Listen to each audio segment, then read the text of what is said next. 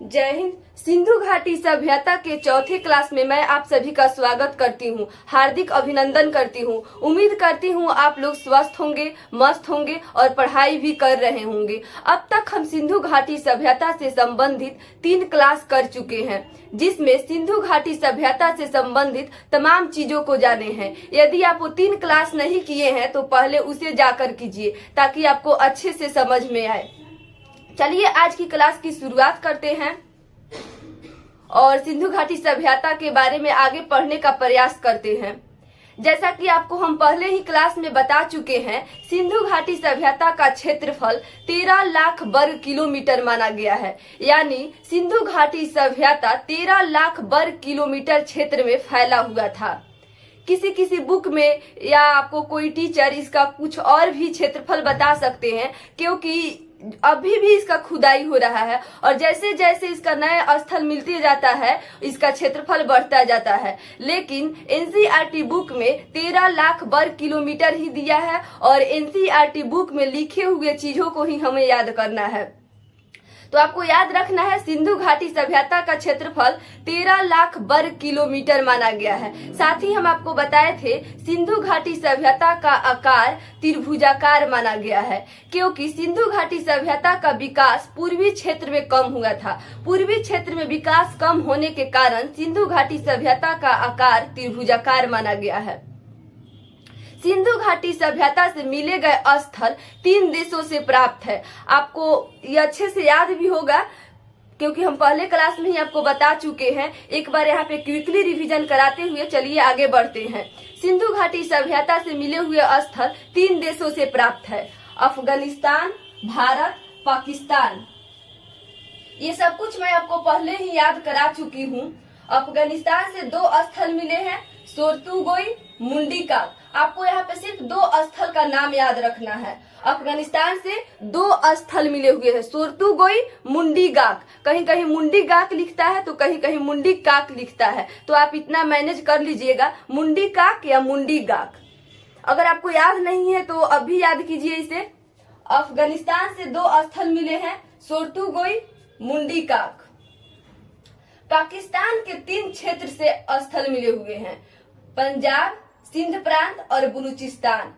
पाकिस्तान का ये 3 राज्य है। इस 3 राज्य से ही सिंधु घाटी सभ्यता के स्थल मिले हुए हैं, पंजाब, सिंध प्रांत, बलूचिस्तान।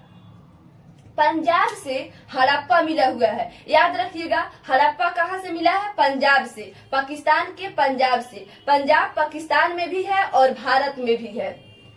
जब देश का बंटवारा हो रहा था तो पूर्वी पंजाब भारत में रह गया और पश्चिमी पंजाब पाकिस्तान में चला गया। तो आप याद रखिएगा, पंजाब से हड़प्पा मिला हुआ है। सिंध प्रांत से मोहनजोदड़ो, चलहूदरो, कोटडीजी मिला हुआ है। इसे लिखकर आप अच्छे से याद कर लीजिएगा। पंजाब से हड़प्पा मिला है, सिंध प्रांत से मोहनजोदड़ो, चलहूदरो और कोटडीजी मिली हुई है। बलूचिस्तान से सुतका-गेडोर, बालाकोट, दाबरकोट मिला है। भारत से मिले हुए स्थल को आपको भारत के मैप में ऊपर से नीचे के आने के क्रम में याद रखना है, ताकि आपको क्षेत्र का नाम और स्थल का नाम दोनों अच्छे से याद हो जाए। भारत के जम्मू कश्मीर में, यानी हम भारत के मैप में देखें तो सबसे ऊपर क्या है? जम्मू कश्मीर। जम्मू कश्मीर से मांडा मिला हुआ है। उसके बाद जम्मू कश्मीर के नीचे पंजाब है। पंजाब से रोपड़ और संघोल मिला हुआ है। पंजाब का पड़ोसी राज्य हरियाणा। हरियाणा से राखी गढ़ी, बनवाली, भगवानपुरा मिला है। आप इसको एक ट्रिक के सहायता से याद कर सकते हैं। हरियाणा में भगवान का नाम लेकर राखी बंधवाली, यानी हरियाणा में भगवान का नाम लेकर भगवानपुरा, राखी तो राखी गढ़ी, बंधवाली से बनवाली। राजस्थान से 2 क्षेत्र का नाम आपको याद रखना है, कालीबंगा, बलाथल। यूपी से एक क्षेत्र का नाम याद रखना है, आलमगीरपुर। यही महत्वपूर्ण है। इसके अलावा भी और मिला है, जैसे बड़गांव। गुजरात से लोथल आपको याद रखना है, धौलावीरा याद रखना है, रंगपुर याद रखना है, सुतकोटदा याद रखना है, भगतराव और रोजदी याद रखना है। महाराष्ट्र से दायमाबाद याद रखना है। सिंधु घाटी सभ्यता से अब तक 1500 स्थल खोजे जा चुके हैं, लेकिन 1500 स्थल को ना तो पढ़ पाना संभव है, ना ही याद रखना संभव है, और ना ही एग्जाम में इतने सारे स्थल से पूछे जाते हैं। कुछ ही स्थल से प्रश्न पूछा जाता है, वही स्थल का नाम आपको याद रखना है। तो यहाँ पे जिस जिस स्थल से प्रश्न पूछा जाता है वो सारे स्थल का नाम हम लिख दिए हैं, आप इसको अच्छे से याद कर लीजिएगा। सबसे अधिक स्थल भारत से मिला है, और भारत में भी सबसे अधिक स्थल गुजरात से मिला है, तो आप इसे याद कर लीजिएगा। इस क्लास के ठीक पहले वाला क्लास में हम हड़प्पा और मोहनजोदड़ो के बारे में विस्तृत रूप से पढ़ चुके हैं। हड़प्पा और मोहनजोदड़ो के बारे में पढ़ चुके हैं, तो अब हमें चनहुद्रो पढ़ना चाहिए। यदि आप हड़प्पा और मोहनजोदड़ो का क्लास नहीं किए हैं तो इसके पहले वाला क्लास जाकर कीजिए। इस क्लास में हम मुख्य रूप से चनहुद्रो, सूत्का-गेडोर और मांडा के बारे में पढ़ेंगे। तो चलिए चनहुद्रो के बारे में पढ़ने का प्रयास करते हैं। चनहुद्रो की खुदाई 1931 में गोपाल मजूमदार ने की। याद रखिएगा, डेट याद नहीं रख सकते हैं क्योंकि डेट जो है दो ही से पूछा जाता है, हड़प्पा और मोहनजोदड़ो। तो हड़प्पा और मोहनजोदड़ो का डेट याद रखिएगा। हड़प्पा की खुदाई कब हुई थी? 1921 में। कौन किया था? दयाराम साहनी। मोहनजोदड़ो की खुदाई कब हुई थी? 1922 में। कौन किया था? राखल दास बनर्जी। चनहुद्रो की खुदाई 1931 में। कौन किया? गोपाल मजूमदार। एक प्रश्न ये भी पूछा जाता है, चनहुद्रो का उत्खनन किसके निर्देशन में हुआ? J.H. मैके के निर्देशन में हुआ। तो आप इसे याद रखिएगा। चनहुद्रो की खुदाई कब की गई? 1931 में गोपाल मजूमदार ने की। और किसके निर्देशन में हुआ? J.H. मैके के। तो याद रखिएगा।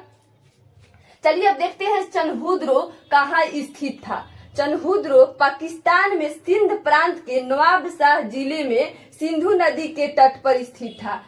सिंध प्रांत के चनहुद्रो आपको हम पहले ही बता चुके हैं। चनहुद्रो कहाँ से मिला है? सिंध प्रांत से मिला है। तो सिंध प्रांत में एक नवाबशाह जिला है और सिंधु नदी के तट पर स्थित है। तो नदी का नाम याद रखिएगा और जगह याद रखिएगा। सिंध प्रांत में चनहुद्रो कहाँ स्थित था? पाकिस्तान में सिंध प्रांत के नवाबशाह जिले में सिंधु नदी के तट पर स्थित था। जिला का नाम आप नहीं याद कर सकते हैं, लेकिन जिला का नाम इसलिए हम लिखे हैं क्योंकि इसी जिला में एक पाकिस्तान का व्यक्ति का जन्म हुआ था जो अभी जेल में है। क्या आप बता सकते हैं कौन सा वो व्यक्ति था? नवाबशाह जिले में उसका जन्म हुआ था। उस व्यक्ति का नाम आप बताने का प्रयास कीजिए, शायद आपको पता होगा। उस व्यक्ति का नाम है आसाराम बापू। आसाराम बापू का जन्म पाकिस्तान के नवाबशाह जिले में ही हुआ था, जो कि अभी जेल में है। आपको पता होगा कि किस कारण से वो जेल में है। और आपको बता दें, उनकी बेटा जो है, आसाराम बापू के जो बेटा है, जिस कर्म की वजह से आसाराम बापू जेल में है, उसी कर्म की वजह से उनके बेटा भी जेल में है और दोनों को आजीवन कारावास का सजा दिया गया है। तो इसी नवाबशाह जिले में आसाराम बापू का जन्म हुआ था। नवाबशाह जिले में जन्म हुआ था, लेकिन वो बाद में भारत में चले आ जाते हैं। जब देश का बंटवारा होता है उसके बाद वो भारत में आ जाते हैं। भारत में गुजरात में आकर शायद रह जाते हैं वो। ऐसा पता चलता है कि उनका छोटा बड़ा आश्रम कुल 400 आश्रम है। और आपको ये भी पता होगा कि वो किस वजह से जेल में अभी हैं। चलिए अभी हम चनहुद्रो पढ़ते हैं। चनहुद्रो की खुदाई 1931 में गोपाल मजूमदार ने की। उत्खनन का निर्देशन J.H. मैके ने दिया। यह पाकिस्तान में सिंध प्रांत के नवाबशाह जिले में सिंधु नदी के तट पर स्थित था। चनहुद्रो से आपको याद रखना है, यह एकमात्र शहर है जो दुर्ग रहित है। दुर्ग रहित था। जब सिंधु घाटी सभ्यता के जितने भी शहर मिले हैं वो सारे शहर दुर्ग सहित थे, यानी उन सारे शहर के बाद एक किलाबंदी किया जाता था। जैसे कोई भी शहर मिला हुआ है सिंधु घाटी सभ्यता का, तो ये एक मुख्य सड़क हो गया, मुख्य सड़क, और यहाँ से चौराहा निकला हुआ होता था और इधर बिल्डिंग बने हुए होते थे। और इस पूरा शहर के बाद बाउंड्री से इसको पैक कर दिया जाता था। कुछ इस प्रकार से इसको बाउंड्री से पैक कर दिया जाता था और एक मुख्य द्वार होता था, इसी को दुर्ग कहा जाता था। इस शहर को बाउंड्री से इसलिए पैक किया जाता था ताकि इस शहर के लोग विदेशी आक्रमण से बच सके। सिंधु घाटी सभ्यता के जितने भी शहर मिले हैं वो बाउंड्री से पैक रहते थे, यानी वहां पे दुर्ग से इनको पैक कर दिया जाता था। लेकिन चनहुद्रो एकमात्र शहर है जो दुर्ग रहित था। रहित का मतलब होता है दुर्ग यहाँ पे नहीं था, वही सहित रहता तो दुर्ग रहता। जैसे आप सुने होंगे पत्ता रहित पेड़, यानी वैसा पेड़ जिस पर पत्ता नहीं है, और पत्ता सहित पेड़ का मतलब हुआ जिस पेड़ पर पत्ता है। तो चनहुद्रो में दुर्ग नहीं था, याद रखिएगा। चनहुद्रो सिंधु घाटी सभ्यता का एकमात्र शहर है जो दुर्ग रहित था। यह एक औद्योगिक शहर है, यानी एक औद्योगिक शहर था। औद्योगिक यानी इनका संबंध व्यापार से और उद्योग से था। जैसे इसलिए यहाँ पे मतलब दुर्ग नहीं था, क्योंकि यह औद्योगिक शहर था इसलिए यहाँ पे दुर्ग नहीं था। यहाँ से कुछ बिल्डिंग हो गया, यहीं से लोग कुछ अपना सामान बेचना शुरू कर देते थे। जैसे वो शीशा, कंघी हो गया, सुई धागा हो गया, मनका हो गया, तो इधर से अपना सामान बेच करते थे और इधर से लोग जाकर इनको खरीद लेते थे। इसलिए इनको दुर्ग नहीं यहाँ पे बनाया गया था, क्योंकि औद्योगिक शहर था इसलिए दुर्ग नहीं बनाया गया था। तो आप याद रखिएगा, चनहुद्रो की खुदाई 1931 में गोपाल मजूमदार ने की। चनहुद्रो के उत्खनन का निर्देशन J.H. मैके ने। यह पाकिस्तान में सिंध प्रांत के नवाबशाह जिले में सिंधु नदी के तट पर था। यह एकमात्र शहर था जो दुर्ग रहित था। यह एक औद्योगिक शहर था। चनहुद्रो से मिले हुए पुरातात्विक वस्तुओं को भी चलिए अब हम देख लेते हैं। चनहुद्रो से कौन कौन सी पुरातात्विक वस्तु मिली हुई है।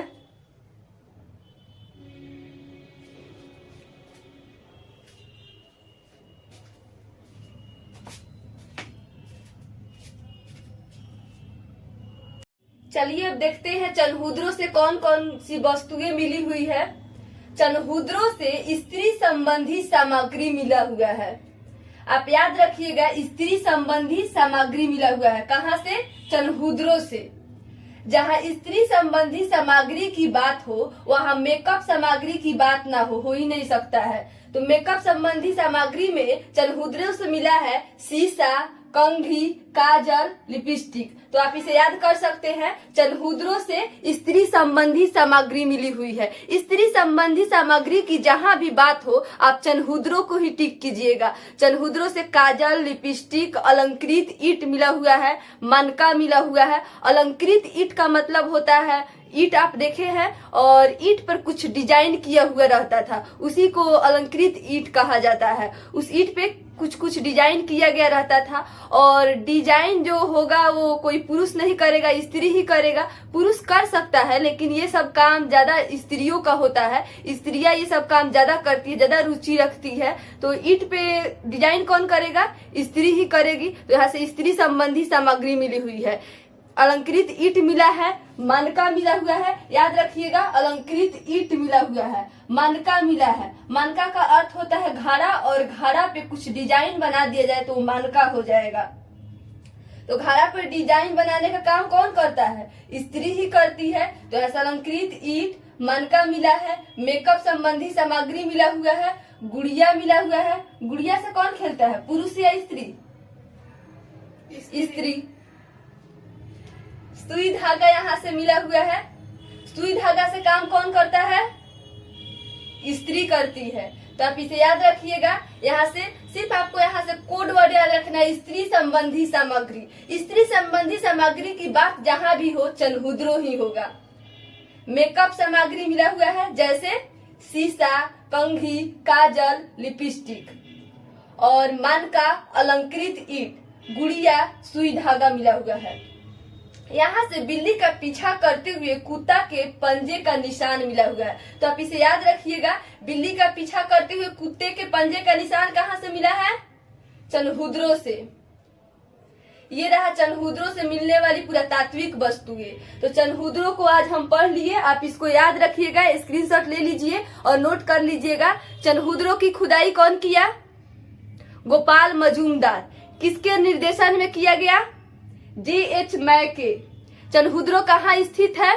पाकिस्तान के सिंध प्रांत में। किस नदी के किनारे? सिंधु नदी के किनारे।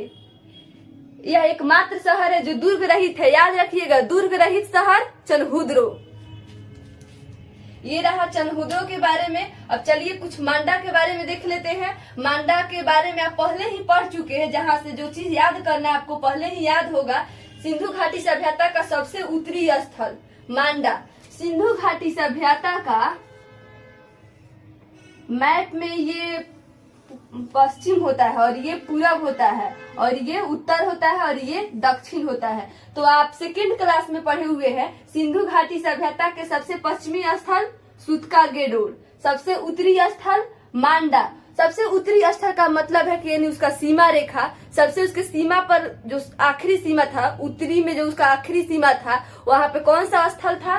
मांडा था। और पूरब में आलमगीरपुर, पश्चिम में दायमाबाद। ये आपको याद होगा, नदिया का नाम भी याद होगा आपको, सेकेंड क्लास में आपको हम ये बता चुके हैं। तो मांडा जो है इस सिंधु घाटी सभ्यता का सबसे उत्तरी स्थल था। याद रखिएगा, सबसे उत्तरी स्थल मांडा। किस नदी के किनारे स्थित था? चिनाब नदी के किनारे। और इसकी खुदाई जगपति जोशी किए हुए थे। याद रखिएगा, मांडा सिंधु घाटी सभ्यता का सबसे उत्तरी स्थल था, चिनाब नदी के किनारे स्थित था और इसकी खुदाई जगपति जोशी किए हुए थे। ये रहा मांडा के बारे में। अब चलिए हम इसके बारे सूतका गेडोर के बारे में कुछ पढ़ लेते हैं। सूतका गेडोर सिंधु सभ्यता का एक स्थल है। सूतका गेडोर जो कि पाकिस्तान के बलूचिस्तान में स्थित था। सूतका गेडोर कहाँ स्थित था? पाकिस्तान के बलूचिस्तान में। इसकी खोज 1927 में ऑरेल स्टाइन ने की। इसकी खोज ऑरेल स्टाइन ने की 1927 में। ये पाकिस्तान के बलूचिस्तान में स्थित था। यहाँ से एक प्रश्न पूछा जाता है, सिंधु घाटी सभ्यता का सबसे पश्चिमी स्थल कौन था? सूतका गेडोर। यानी सिंधु घाटी सभ्यता का सबसे पश्चिमी सीमा सूतका गेडोर में पड़ता था, जो दास्क नदी के किनारे स्थित था। तो यहाँ से आपको याद रखना है, यह सबसे पश्चिमी स्थल था, सबसे पश्चिमी स्थल था और दास्क नदी के किनारे स्थित था और छोटा सा बंदरगाह था। यहाँ से आपको बस सबसे अच्छा चीज याद रखना है, सूतका गेडोर सबसे पश्चिमी स्थल था जो दास्क नदी के किनारे स्थित था। इसी के साथ सिंधु घाटी सभ्यता के जो स्थल पाकिस्तान में मिले हुए हैं वो हमारा खत्म हो जाता है। नेक्स्ट वीडियो में हम भारत से मिले हुए स्थल के बारे में पढ़ेंगे। चलिए आज के क्लास को यहीं पे खत्म करते हैं और मिलते हैं नेक्स्ट वीडियो में।